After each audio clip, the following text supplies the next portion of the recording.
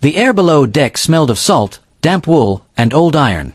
Somewhere above them, waves slapped against steel while boots echoed across the ship's narrow passageways. A dim yellow bulb swung gently overhead, casting moving shadows across dozens of weary faces. Some women sat silently against wooden crates. Others clutched small bundles containing everything they still owned. No one spoke loudly. Even whispers seemed too heavy to carry. Anna Weiss kept her hands folded tightly in her lap, her fingers wrapped around a silver teaspoon hidden inside a handkerchief. It had once rested beside porcelain cups in her mother's kitchen in Munich. Now it was the only object she had managed to keep. At 24 years old, Anna had spent most of her life learning how sugar changed color, how cream thickened over slow heat, and how a pastry should smell when it was ready. She had dreamed of opening a small cafe with her mother someday. They had imagined lace curtains in the windows, fresh cakes displayed behind glass, and customers lingering over coffee while music drifted from an old radio. Now she did not know if her mother was alive. She did not know where the ship was taking them. She did not know why American soldiers would transport young German women across an ocean instead of sending them home. And she certainly could not imagine that one day she would laugh over a strange drink covered with melting ice cream. At that moment, she only knew that the world she understood had disappeared. She had crossed the ocean as a prisoner. She would arrive somewhere entirely unexpected. The first glimpse of land appeared at dawn. Women crowded against the railing despite the cold wind that stung their faces. Mist hovered above the harbor while distant buildings rose from the shoreline. Trucks moved along narrow roads. Smoke drifted from factory chimneys. Anna watched in silence. No ruined rooftops. No shattered church towers. No piles of bricks. Everything seemed untouched. Almost peaceful. She felt something unfamiliar. Not relief. Not happiness. Confusion. How could ordinary life continue while Europe had become a graveyard? Beside her stood Greta Mahler, a former seamstress from Cologne whose quick smile had survived even the darkest days. "Do you think they hate us?" Greta whispered. Anna hesitated. "I don't know." Greta nodded slowly. "I suppose we will find out." American soldiers directed the women toward waiting trucks. No one shouted. No dogs barked. No rifles were raised. The soldiers spoke calmly, repeating instructions in simple German phrases they had memorized. A tall officer introduced himself as Captain James Ashford. His uniform was neatly pressed, but his expression remained unreadable. "You will receive food, clothing, and medical examinations," he said through an interpreter. "You are expected to follow camp rules." He paused. "No one here wishes to punish you." The women exchanged uncertain glances. Years of propaganda had prepared them for cruelty. Kindness felt more frightening. Kindness demanded trust. Trust required hope. And hope could be dangerous. The camp itself stood several miles from a small American town. Wooden barracks lined gravel paths. Laundry fluttered between poles. A faint smell of bread drifted from somewhere nearby. Anna almost stopped walking. Bread. For months she had associated bread with scarcity. Hard crusts. Thin slices. Careful measurements. Now the scent was warm. Fresh. Generous. She swallowed hard. Inside the barracks, each woman received blankets, soap, towels, and a small locker. Anna placed her handkerchief inside. For a moment she unfolded it. The silver teaspoon reflected a narrow beam of sunlight entering through the window. She remembered her mother stirring chocolate into warm milk. She remembered flour dust floating through their kitchen. She remembered promises made before everything changed. "We will open our cafe," her mother had said. "No matter what happens." Anna quickly wrapped the spoon again. Promises belonged to another life. Or perhaps they belonged to someone she no longer was. The following days settled into routine. Breakfast. Roll call. Medical inspections. Cleaning duties. Waiting. Always waiting. Waiting for news. Waiting for letters. Waiting for decisions made by strangers. Anna spoke little. She watched. She listened. She memorized faces. Captain Ashford represented fairness. He enforced rules without anger. Corporal Daniel Morales represented humor. He greeted everyone with awkward German words that often made no sense. One morning he proudly announced, "Today weather tastes beautiful." Even the most reserved women laughed. For the first time in many months, Anna smiled. Another officer remained distant. Sergeant Harold Novak supervised camp supplies. He rarely spoke. When he did, his voice sounded firm and practical. Trust, Anna noticed, was not given freely. It had to be earned. After nearly 2 weeks, camp administrators began assigning work details. Laundry, garden maintenance, kitchen assistance, storage inventory. Names were read aloud. Greta joined the laundry team. Several women were assigned to sewing repairs. Anna waited. Captain Ashford glanced down at his clipboard. Anna Weiss. She stepped forward. Kitchen. Her heart skipped. Kitchen. A simple word. Yet it felt like someone opening a door she believed had been permanently locked. She followed Sergeant Novak toward a brick building near the dining hall. Steam escaped from vents above the roof. Metal pans clattered inside. Voices overlapped. Someone laughed. Someone dropped a spoon. The sounds reminded her of home. Novak opened the door. Heat rushed outward carrying scents of butter, onions, cinnamon, and coffee. He studied her expression. You worked with food before? Anna nodded carefully. Pastries. Cakes. Some breads. Novak motioned toward shelves lined with ingredients. Then perhaps you can help. Anna looked around. Large sacks of flour. Fresh eggs. Milk bottles. Sugar. More sugar than she had seen in years. For several seconds she simply stared. She had expected punishment. Instead she found abundance. She had expected suspicion. Instead she found opportunity. Yet uncertainty remained. Would Americans truly trust a German prisoner inside their kitchen? Would she ever hear from her mother again? Would this strange country become another temporary stop on a journey back home? Or was she standing at the beginning of a life she had never imagined? Anna tightened her fingers around the hidden teaspoon in her pocket. She had crossed an ocean carrying a memory. She did not yet realize she was about to discover a taste unlike anything she had ever known. For several days, Anna hardly spoke. She measured flour, washed mixing bowls, peeled potatoes, stacked trays, and watched. The American kitchen moved differently from the bakeries she had known in Munich. There was less shouting, less urgency. People seemed to trust that the work would be finished. Even mistakes did not create panic. They simply became another problem to solve. Steam drifted upward from giant kettles each morning. Coffee simmered in large metal urns. Fresh loaves cooled on wooden racks near the windows. Outside, spring rain tapped softly against the glass. Inside, warmth wrapped around everyone like a blanket. Sergeant Novak supervised every task. He inspected inventory, counted supplies, checked temperatures, recorded deliveries. But he rarely criticized anyone. He preferred questions. On Anna's third day in the kitchen, he placed a tray of pastries in front of her. What do you see? Anna examined them carefully. The dough looked pale. The glaze appeared uneven. She hesitated. The butter was too cold. Novak nodded. And she picked one up. The oven temperature changed. Again he nodded. Finally, a faint smile appeared. You understand food. Anna lowered her eyes. I used to. Novak wiped his hands with a towel. No. You still do. Those words remained with her long after the shift ended. Perhaps skills did not disappear. Perhaps they simply waited. Waiting, Anna realized, seemed to define every part of her new life. Waiting for assignments. Waiting for letters. Waiting for permission to hope. At night, she often unfolded the handkerchief beneath her blanket. The silver teaspoon reflected the dim light hanging from the barrack ceiling.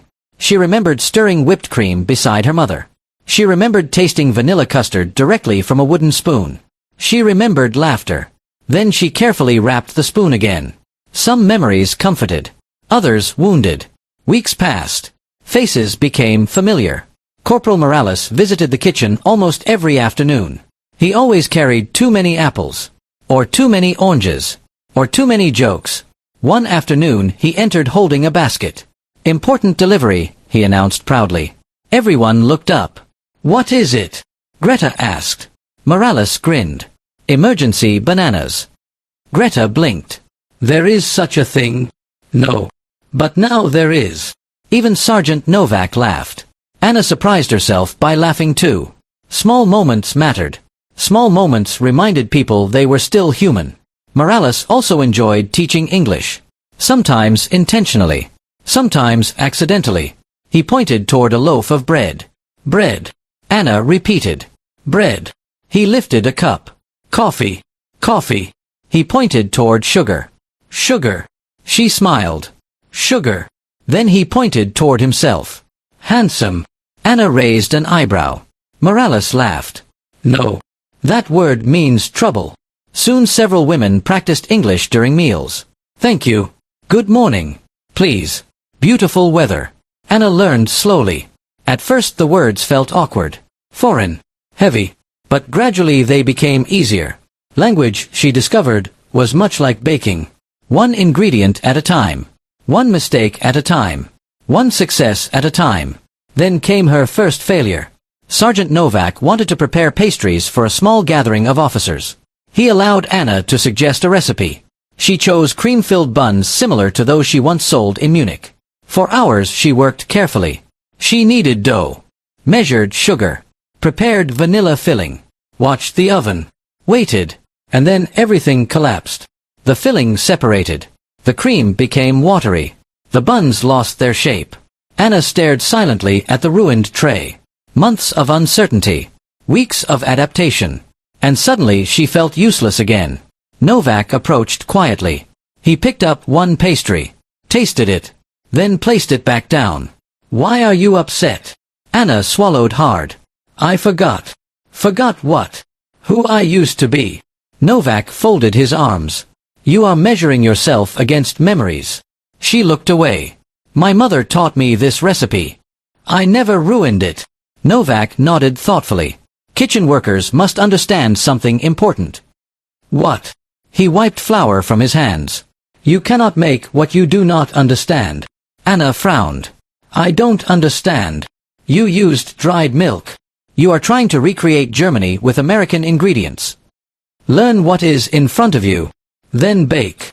For several moments neither spoke. Finally Anna nodded. Perhaps she had spent too much time chasing old versions of herself. Perhaps learning to live again required accepting unfamiliar things. Even unfamiliar milk. A week later, a letter finally arrived. Women gathered around the distribution table. Each envelope represented possibility. Hope. Fear. Closure. Captain Ashford called names one by one. Greta received a postcard. Another woman burst into tears. Someone else smiled. Anna waited. Nothing. Again. Nothing. Then finally. Anna Weiss. She almost ran forward. The envelope was worn. Edges folded. Ink faded. She recognized her mother's handwriting immediately. Hands trembling, she returned to her bunk. Greta sat beside her. Aren't you going to open it? Anna nodded. Slowly. Carefully. As though opening something sacred. Inside she found only one page. The message was brief. Anna. I am alive. The apartment survived. There is little food. Little heat. But I am alive. I think about our cafe every day. Do not lose yourself. No matter where you are. Love. Mother. Anna pressed the paper against her chest. For the first time since leaving Europe, she allowed herself to cry. Not from sadness. Not entirely. Relief had its own tears. That evening she unfolded the silver teaspoon. For months it had represented loss. Now it represented promise. Perhaps some dreams survived war. Even damaged dreams. As summer approached, preparations began for an unusual celebration. American Independence Day. Flags appeared near the administration building. Music rehearsals could be heard from town. Children visited with their families. Extra supplies arrived. Boxes of fruit. Ice cream. Bottles filled with dark liquid. Anna examined them curiously. The labels meant nothing. Greta picked one up. Wine. Anna shook her head. No. Beer. Morales overheard them. He smiled. Root beer. Greta looked confused. Beer made from roots. Morales laughed. Something like that. Do Americans drink this often? All the time. Anna sniffed one bottle. Sweet. Spicy. Vanilla. Almost medicinal. Strange. Very strange. Then another surprise arrived. Large containers of ice cream. Vanilla. Rich and creamy. Greta whispered. They must be celebrating. Anna nodded. Perhaps officers receive champagne. Morales grinned. Champagne. Even better. He refused to explain further. Curiosity spread quickly through the barracks. Women exchanged theories. Perhaps Americans mixed beer with cream. Perhaps it was cider. Perhaps some kind of dessert. Nobody knew. For 2 days anticipation grew. Then the celebration finally arrived. Music drifted across the camp. Children chased one another through the grass. Families laughed. People danced. Sunlight reflected from windows. And inside the kitchen, Sergeant Novak stood beside a long table. Rows of tall glasses waited. Ice cream scoops rested nearby. Bottles of root beer covered another table. Novak motioned toward Anna. "Help me." She watched carefully. He placed 1 scoop of vanilla ice cream into a glass. Then another. Then slowly poured root beer over the top. Foam exploded upward. Fizzing. Crackling. Spilling over the sides. Greta gasped. Anna stepped backward. The bubbling drink sparkled beneath the afternoon light. Greta leaned closer. "It looks expensive." Anna smiled. "Maybe this is American champagne." Several women nodded. For a moment everyone simply admired the glasses. After years of rationing. After years of hunger. After years of fear. The drinks seemed impossibly luxurious. Morales appeared behind them. "So, what do you think?" Greta answered first. "It must cost a fortune." Morales burst into laughter. Anna finally asked, "What is it called?" He handed her a glass. Root beer float. Anna studied it. Ice cream floating inside soda. Cold bubbles touching melting cream. Nothing in Europe had prepared her for this. Nothing in Germany resembled it. She took a cautious sip. Sweet. Creamy. Sparkling. Vanilla and spices mixing together. Greta tasted hers. Her eyes widened. "Oh. Oh no. What? It isn't champagne." Everyone laughed. Even Sergeant Novak smiled. And for several minutes, prisoners and guards forgot titles. Forgot uniforms. Forgot oceans. Forgot politics. Forgot blame. They simply stood together beneath the summer sun drinking root beer floats. Anna looked down at the silver teaspoon resting inside her pocket. She suddenly understood something. Home was not always a place. Sometimes home was the first moment you stopped being afraid. And for the first time since crossing the Atlantic, Anna Weiss believed she might someday belong somewhere again. The story had begun to feel almost ordinary. Morning roll calls still echoed across the camp. Laundry still swayed gently between wooden poles. Coffee still steamed from metal cups. And each afternoon, Anna returned to the kitchen. But something inside her had changed. She no longer counted the days since leaving Germany. She counted recipes. She counted words she had learned in English. She counted letters from her mother. 1. Then 2. Then 3. Each envelope carried traces of another world. A world of broken streets. Cold apartments. Long lines for bread. Yet her mother's handwriting remained steady. She wrote about neighbors repairing windows. Children playing among piles of bricks. A stray cat that had somehow survived the winter. And always, she mentioned the cafe. "We must not forget our dream," she wrote. "Someone must still believe in beautiful things." Anna kept every letter beneath her mattress. Beside them rested the silver teaspoon. She polished it with her sleeve whenever homesickness became unbearable. It was no longer merely a memory. It had become a promise. Then autumn arrived. Rain darkened the camp roads. Wind rattled loose boards against the barracks. Leaves gathered beneath fences. And letters stopped coming. At first, Anna assumed there had been delays. Then weeks passed. No envelope. No familiar handwriting. Nothing. She checked the distribution table every morning. Nothing. She asked Captain Ashford. He simply shook his head. "I'm sorry." Greta tried to reassure her. "Mail takes time." Anna nodded. But fear had already returned. Fear was patient. It never truly disappeared. It simply waited. Nearly 2 months later, Captain Ashford approached her after breakfast. There was an envelope in his hand. Anna immediately recognized that the writing was different. Not her mother's. Someone else's. For several moments she could not move. Ashford spoke softly. "You don't have to read it alone." Anna swallowed. "I think I do." She carried the letter back to her bunk. Rain tapped against the windows. Women whispered nearby. Someone folded laundry. Someone else hummed a song from home. Anna unfolded the paper. The message was brief. "Dear Anna Weiss, my name is Marta Keller. I lived in the apartment above your mother. She asked me many times to write if anything happened. Last winter was difficult. There was little coal. Almost no medicine. Your mother became ill in February. She passed away peacefully 3 weeks later. Before she died, she spoke often about you. She said you must continue baking. She said you should never stop believing that kindness can return to the world. I am sorry. Silence filled the room. Anna lowered the letter. She looked at her hands. At the floor. At the wall. At nothing. Then she reached beneath her mattress, removed the silver teaspoon, and placed it inside her locker, closing the door. She did not touch it again. The next morning, she reported to the kitchen. But she moved differently. Mechanical. Quiet. She kneaded dough without looking at it. Forgot ingredients. Burned 2 trays of pastries. Left bowls unwashed. Finally, Sergeant Novak approached. Even Sergeant Novak. No one spoke. Anna finally smiled. My mother taught me these. Morales picked one up. Tasted it. Closed his eyes dramatically. Oh. Greta laughed. What? If heaven exists. It smells like this. Everyone laughed. Even Anna. For the first time in months, the laughter did not feel borrowed. It belonged to her. Winter passed. Then spring.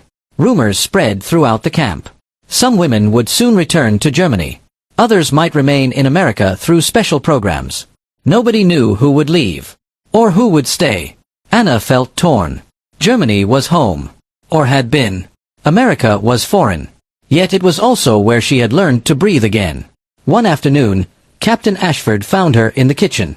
There is an opportunity. Anna listened carefully. A bakery owner in Pennsylvania is willing to sponsor workers. He needs experienced bakers.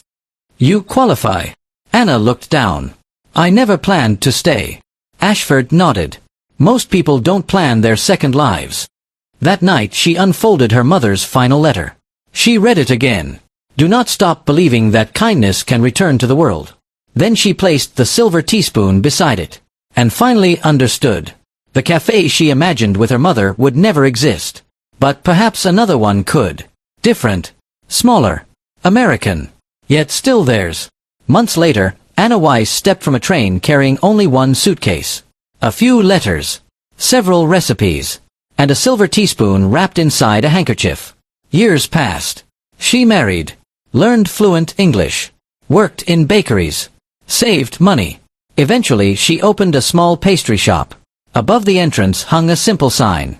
Anna's Kitchen. Customers came for cakes. For cinnamon buns. For cream pastries. And eventually, for another unusual item. Root beer float cake. Children loved it. Adults laughed when hearing the story behind it. Anna always served the first slice with a small silver teaspoon. People assumed it was decoration. Only she knew better. Decades later, an elderly woman sat beside a window watching snow fall onto quiet streets. The bakery smelled of vanilla. Butter. Anna. She kept working. Anna. Still nothing. He gently removed the rolling pin from her hands. What happened? She handed him the letter. Novak read it silently. Then folded it, returning it without speaking. For several minutes, only the sound of rain could be heard. Finally he asked, when was the last time you baked because you loved it? Anna stared at the table. I don't know. You bake because you miss her. You bake because you feel guilty. You bake because you are trying to keep someone alive. She looked up. What is wrong with that? Novak sighed. Nothing. But memories are not recipes. You cannot preserve people. You can only preserve what they taught you. Anna's eyes filled with tears. I wanted her to see our cafe. So did she. Then what do I do now? Novak looked toward the shelves. At bags of flour. At sugar. At cinnamon. At butter. Then back at Anna. You bake. Even when it hurts. Especially when it hurts. For several days, she stayed away from pastries. She prepared soup. Washed dishes. Cut vegetables. Nothing more. Then one cold evening she returned alone to the kitchen. Moonlight entered through the windows. Everything was silent. She opened her locker. Removed the silver teaspoon. Held it in her hand. And remembered. Her mother laughing while flour covered her apron. Her mother stealing small bites of cream filling. Her mother saying, "People forget hunger, but they never forget how someone made them feel." Anna wiped away tears, then gathered ingredients: milk, sugar, butter, cinnamon, vanilla. She worked slowly, carefully, not trying to recreate Germany, not trying to recreate the past, only trying to honor it. By dawn, dozens of pastries rested upon cooling racks. Warm, golden, imperfect, alive. Greta entered first. She stopped walking. Anna. Others followed. Corporal Morales appeared. Captain Ashford. Coffee.